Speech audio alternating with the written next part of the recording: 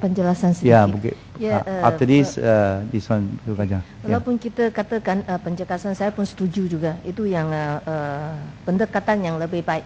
Tapi sekarang kita ada sudah ramai rakyat yang menghadapi banyak penyakit seperti diabetes, high blood pressure.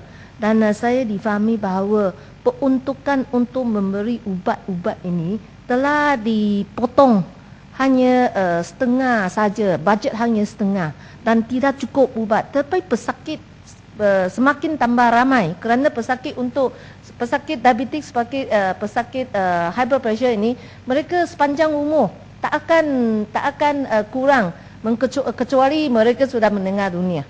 Tapi semakin bertambah. Jadi saya nak tanya dalam mencimatkan perbelanjaan ini, boleh kita jangan potong bajet untuk memberi ubat kerana ini adalah sangat penting. Terima kasih.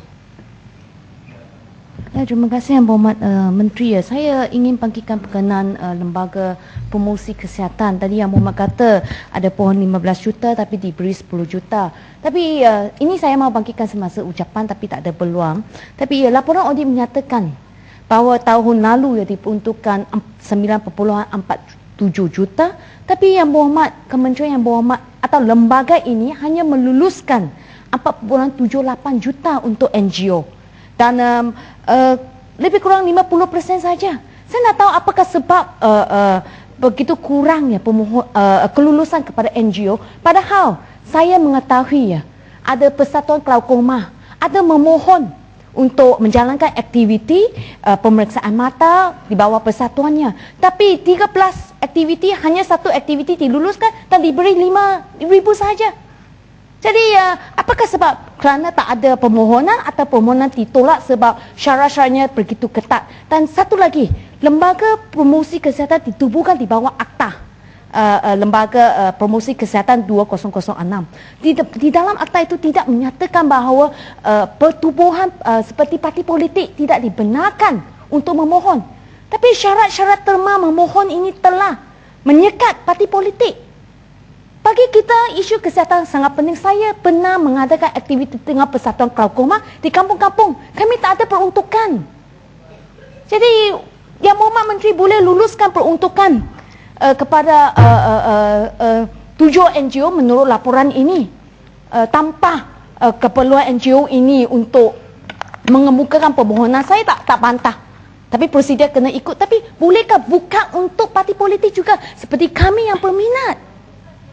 Ya, jadi Persatuan Glaucoma ini pengasas dia adalah bernama Steven Chan. Dia adalah cacat penglihatan kedua-dua mata disebabkan oleh glaucoma. Sekarang dia rela go hold seluruh negara untuk kempen, tapi peruntukan 5,000 saja diberi.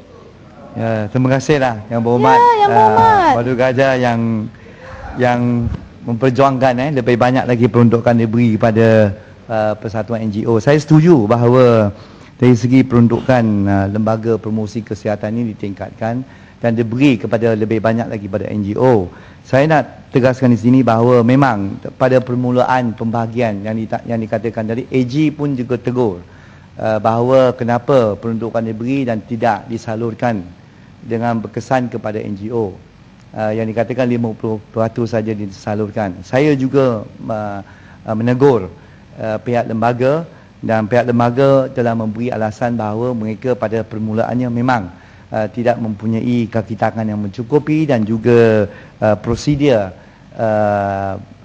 kelulusan yang telah pun melambatkan segala kelulusan itu. Dan walaupun tindakan telah diambil untuk memulihkan keadaan, dan saya yakin pada tahun ini lebih banyak lagi kelulusan yang diberi. Dan kita harap kerjasama semua NGO